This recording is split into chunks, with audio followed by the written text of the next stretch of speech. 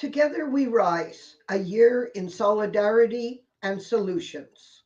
Hello, everyone. I'm Mona, your host to Solutions, and welcome to the 1 year anniversary of Solutions Live. I'm honored to share a little of my journey with you today, a journey that has spanned decades and taken many forms, but always with one goal in mind: supporting and connecting with fellow polio survivors. I'm so happy to have you here with me and all the incredible guests who've joined us along the way.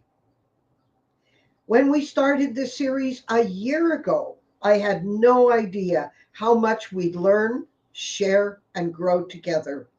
We've spent a lot of time talking about polio. So today, I thought I'd turn the lens a little inward and share a few chapters of my life with polio.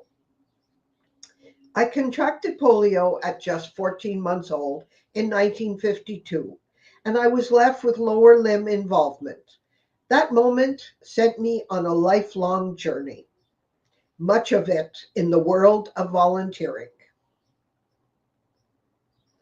I never imagined myself as a speaker. In fact, I've always preferred listening. But over time, people started asking questions, and little by little, I found myself answering, sharing what I knew, and learning along the way. My advocacy work began in my teenage years with Girl Guides of Canada, where I served as a ranger. Then, at just 16, I proudly became the youngest Brownie leader in Canada. After several years of working with preteens, a parent approached me with a unique request. Her daughter, who had a neurodivergent disease, wanted to join the group. When I discovered there were no inclusive units in Girl Guides of Canada for girls with disabilities, I decided to take action. Then I founded the Ace Miriam Guide Company, an inclusive unit welcoming girls and women of all ages and all abilities. I led this group for over a decade, and during that time, I pursued a degree in special care counseling to better support and empower the members. In 1984, I innocently went to see a doctor for a polio checkup, thinking it would be good to have a baseline of my abilities after 33 years of stability. Well, he checked my general abilities and pressed on my right thigh. I jumped in pain. He stopped checking and immediately said to me, "I'll fix you right up, no problem." "Okay, hey, what are you doing?" He said, "Here's a little shot of cortisone and you will be all better." Not knowing what it was, timidly, I agreed. And 3 hours later was the last time I walked on my own power. For 1 year, I was bedridden and searched worldwide to find out what had happened to me. After seeing at least 75 doctors in Montreal, no one had a clue.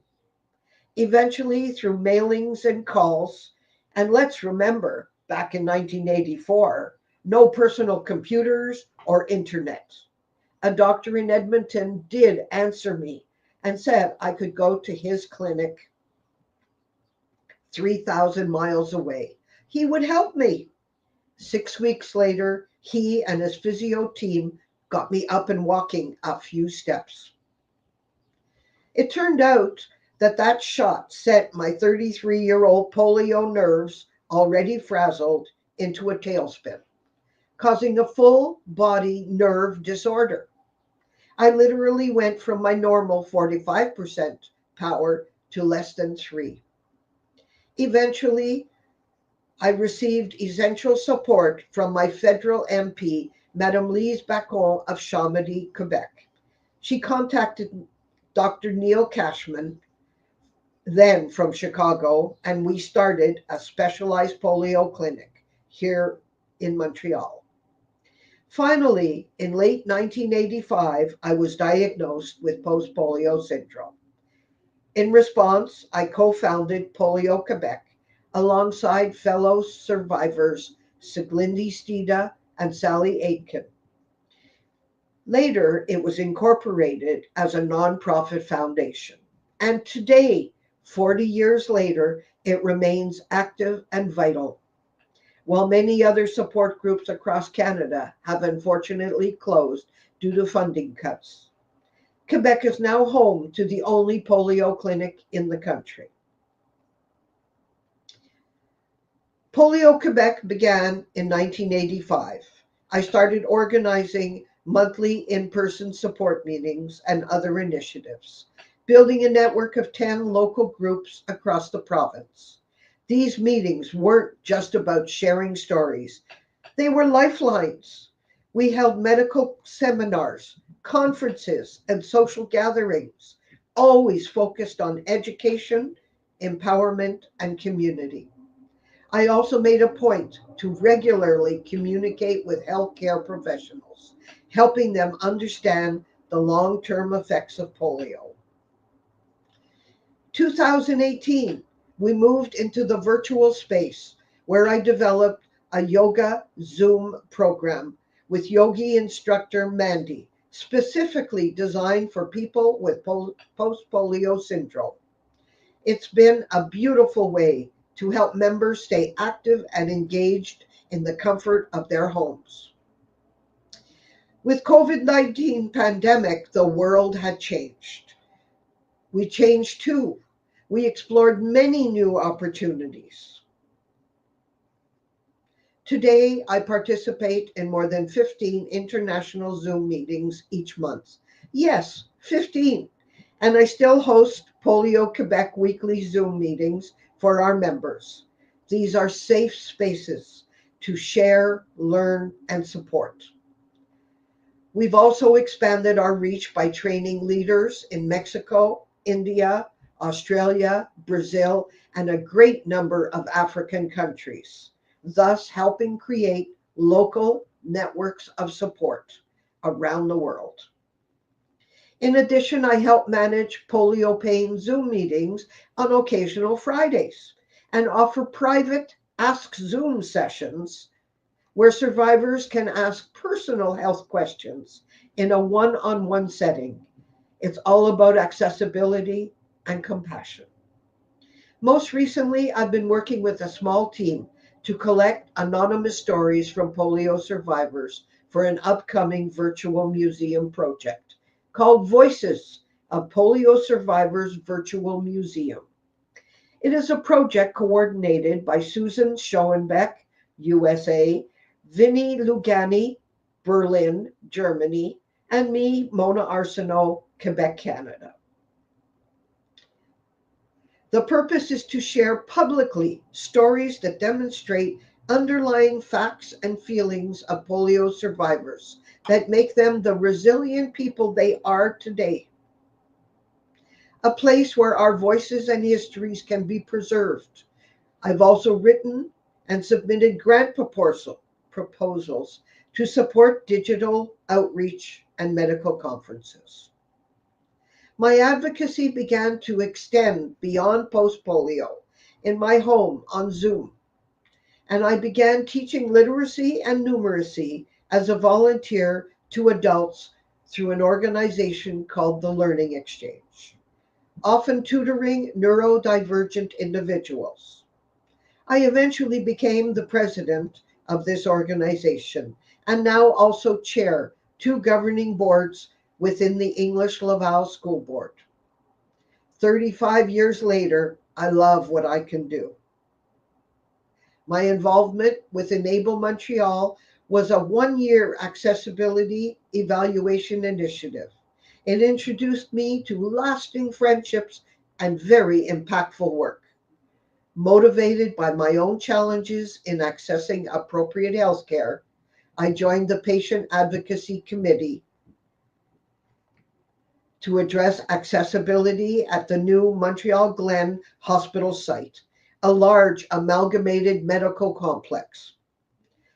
In 2022, I was appointed to the Accessibility Standards Canada on the Emergency Egress Technical Committee contributing to national accessibility guidelines. In 2024, I helped co-found the Post-Polio Advocacy Group, which continues to grow on Facebook, and I proudly joined Rotary Club World Disability Advocacy, where as a member, I participate in regular meetings and global live streams. Focused on disability rights and inclusions, where I also serve as part of the polio chapter. The journey wasn't easy, but it was deeply rewarding. What I've learned is this: connections matter. Whether through a Zoom screen, a shared yoga session, or a simple phone call, what we do for each other as a community is powerful. Together, we can keep making life better for polio survivors around the world. In my personal time in this rebirth, as my post-polio symptoms continue to intensify, I became a bead artist. I've discovered joy and comfort in bead embroidery, a creative hobby that replaced the more physically demanding crafts that I enjoyed, like dream catchers and macrame. I was published in Bead magazine and had an exhibition with 3 of my pieces. Now, over the last 10 years, I have worked with polio support groups around the world. I would like to introduce Safia Ibrahim. Ken? Hello, Safia. Hello, Mona. And I have to tell you a bit about this wonderful, remarkable polio story. Safia Ibrahim is joining us from Ottawa and is a polio survivor. She is a global health advocate known for her efforts in raising awareness about polio and its impact, particularly in her own life. She has shared her personal journey and experiences, often speaking about resilience, hope, and the importance of vaccination in eradicating polio. Safia gained attention for her storytelling through platforms like The Moth, where she has told her story as parts of events focused on health advocacy. In addition to her advocacy work, Safia is involved in initiatives aimed at supporting individuals living with disabilities and promoting health education with a focus on improving health outcomes for communities affected by polio. Safia's story emphasizes the significance of resilience in overcoming challenges and the need for continued efforts to ensure a polio free future globally.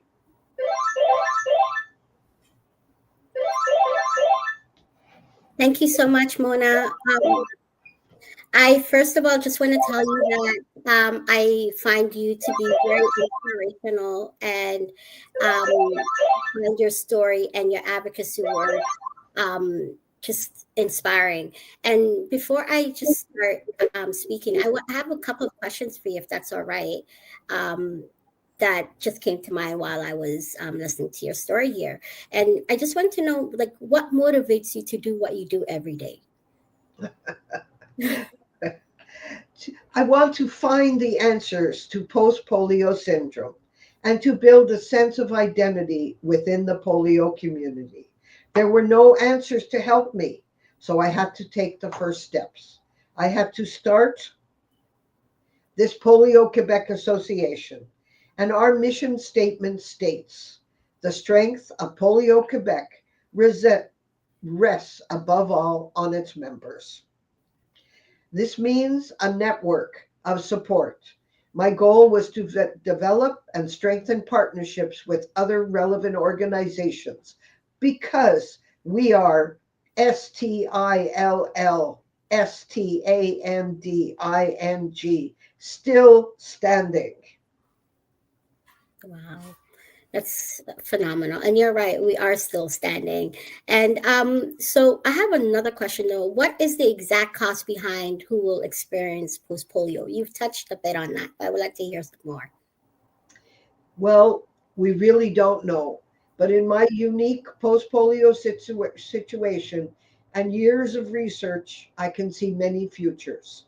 And so also do most of the people listening here today. My story is unique and my circumstances are different, but each and every polio person out there has an exceptional story, but the same profound second disability nonetheless. Amazing. Okay. And one last question. So, what strength have you discovered that you have as a polio survivor? Wow.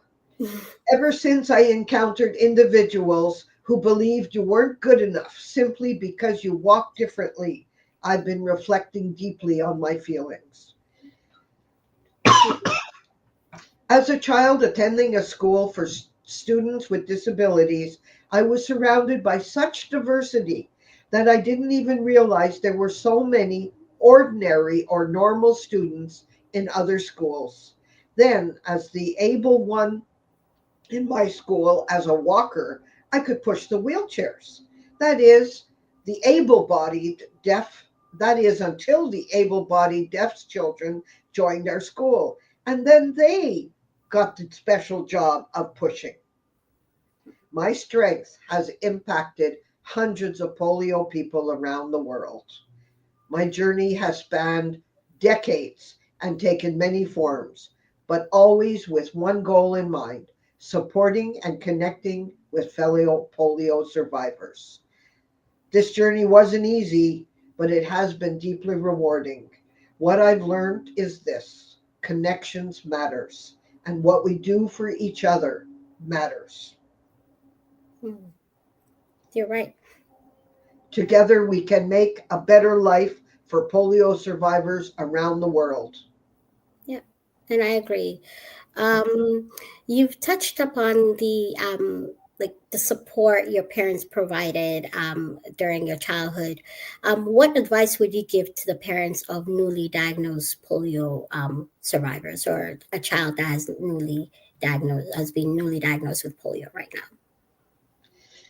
I would like the parents to teach them well, help them to learn, help them to thrive, and then they will adapt and figure out their own ways, just as we did. And they will become the extraordinary people they were meant to be. To the parents, you will need compassion and support, just as any of your other children need you. These children deserve to be challenged, and when confronted by adversity, give them the chance to work it out for themselves first. I love that. Thank you so much, Mona. This wonderful story, and I'm just so happy and glad to be here today. If it's all right, then I would like to just start introducing myself and sharing my story. And actually, I appreciate the introduction that you provided as well. So, my name is Sophia Ibrahim. I am from Ottawa, Canada, as Mona previously stated. I have been a global health polio advocate for over 5 years now, but I never imagined that to be part of my journey. I've started advocating in 2018 when I had a hip replacement surgery. One day I was sitting on the couch just sulking because it was taking me forever to recover from the surgery that I had, and that was brought on by polio. So I was sitting there on the couch eating chips and watching the news. Our public health chief of staff came on the TV and said that there was a polio outbreak in Toronto, in the city that I was living at that moment. And I was really surprised because the reason why I was sitting right there at that moment on that couch was because of a vaccine preventable disease, and measles is a vaccine preventable disease. It was the logical thing to do, immunizing children. I have 3 children, and I did vaccinate my children against all of those like illnesses. So I didn't understand why parents were hesitant. I decided to just, I don't know what happened, but something just clicked, and I decided to just pick up the phone and call our public health department to find out if there was anything that I could do. And immediately I was told that next week they were having a medical board meeting, and if I wanted to share my story, I was able to. So I've decided that, you know what, even though I don't like to be in the public, and like don't like to speak publicly or share my story, I felt like it was important for me to do so. So the following Monday, I got in a cab and I went to City Hall, and I went in front of the board members and shared my story. Now, what surprised me was in the background there was a group of parents who organized themselves and who were speaking against vaccines. And I didn't know that the issue was that prevalent. I didn't know that parents were actually very adamant about not vaccinating their children. And I knew at that point it was partially could be like misinformation, which is actually almost the whole story behind that movement, because if they don't know, if parents do not know the ramifications of these illnesses, these diseases, measles and polio, then they won't see the point, because sadly, we have become like vaccines have become their own worst enemies. They work really well, and we don't see these diseases as much anymore. So I went up there and shared my story for the first time. And within that evening, I heard on the news that the board decided to move forward with their combat against vaccine hesitancy within the city. And I was really surprised at that, the fact that I was able to even have that kind of impact. So, the following week, I've decided to do a bit more research, and I contacted UNICEF Canada, who have taken me on as their special vaccine representative. And next thing I know, I was speaking to members of parliament in Ottawa, and I was speaking in the media and sharing my story, and learning more about exactly the state of like polio, and more about polio and post polio, and where we were at worldly in that moment. After that, I used to work. My background was in international business, so I wasn't really in the sector, but this changed into a career change for me. I'm currently public engagement manager at Results Canada, which is a non-for-profit organization that works with like that advocates for global health, education for children, and nutrition, and economic opportunity for all. So I am very proud of the work that I do. I currently work with over 500 volunteers, and yeah, so my advocacy journey has led me into even being at like going to Central Park with the director of the W Health Organization, Dr. Tedros. Um, just 2 years ago, or speaking in front of 10,000 people. So that was really interesting experience. And currently, I do whatever I can to basically create awareness and share my story, and educate individuals that don't know much about polio or post polio. Wow, thank you so much. That was really an exciting story, and that you had people to answer to you. Wow, that was just great. I have one or two questions. Mhm. How do you use your storytelling in your advocacy work, and why do you think it's powerful? Well, storytelling is extremely powerful because it creates that emotional connection and it humanizes complex issues. For example, polio, right? And it makes it more relatable and engaging. When I say it simplifies difficult topics, not many people know about polio, but by hearing my story or Mona's story, then they're able to learn more and say, wow, I thought polio was non-existent. I thought it was gone because, to be honest, in our Western society, we don't see much of it. And it's people that do have polio are in the aging population. So not much knowledge is shared there. And storytelling also inspires action. For instance, one time I met with a member of parliament, shared my story with him, and asked that they invest in the Global Polio Eradication Initiative. And next thing I know, he was sharing the story at the House of Commons and encouraging the government to invest in the Global Polio Eradication Initiative. So that was really exciting. And next day, he actually messaged me on Twitter, currently known as X, and said that because of my story, that's why he's supporting this initiative. I could also proudly say that sharing my story has encouraged others to reflect and take meaningful actions and steps towards change, just like the MP that I met with. So it's a very powerful tool for sure. Wow, yes, it is powerful. How has your experience with polio influenced your perspective on health and wellness? Hmm, that's a good question. Living in Ottawa, Canada, I could personally say that doctors don't know much about polio, post polio. So every single time I meet a new doctor, they look at me and say, "Hey, wow, you look so young. We haven't seen a polio patient this young." So it's really surprising to me.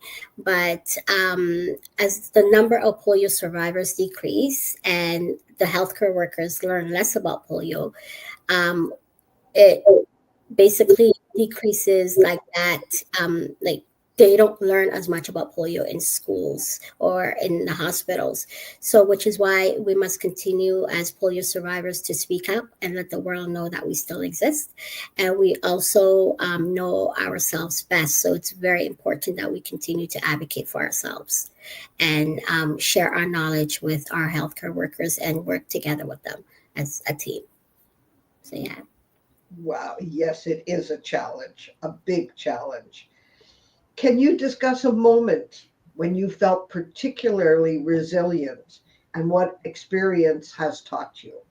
Hmm. To be honest, living, I'm sure you could relate, Mona, but living with polio, I feel like every day that I'm able to get out of bed in a healthy manner is a day where I am practicing, I guess, resiliency, right? Or being resilient. But I would say that it would be probably be when I had my daughter, my first child. I never really thought I would be a mother or I would be able to become a mother.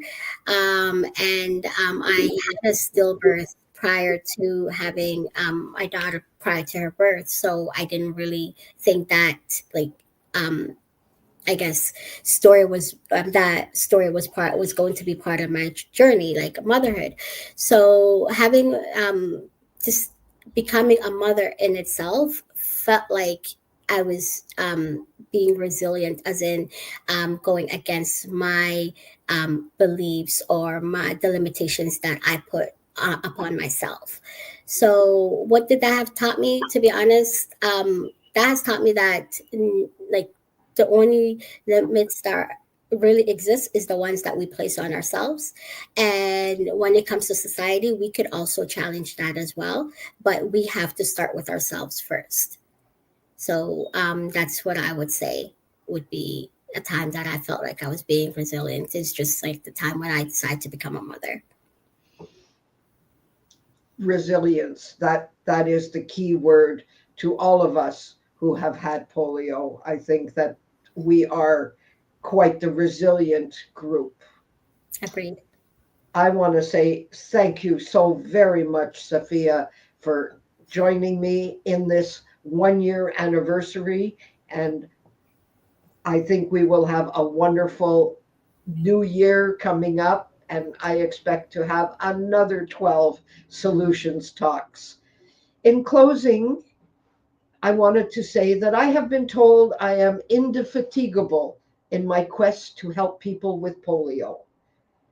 Ask me, and I have to find a way to do it. On behalf of Polio Quebec Association, I extend my deepest gratitude to each and every one. My unwavering commitment, dedication, and countless hours invested have been the cornerstone of this organization. I extend my heartfelt gratitude to every member, volunteer, and supporter whose unwavering dedication and commitment have made a resounding success for Polio Quebec and the world of polio.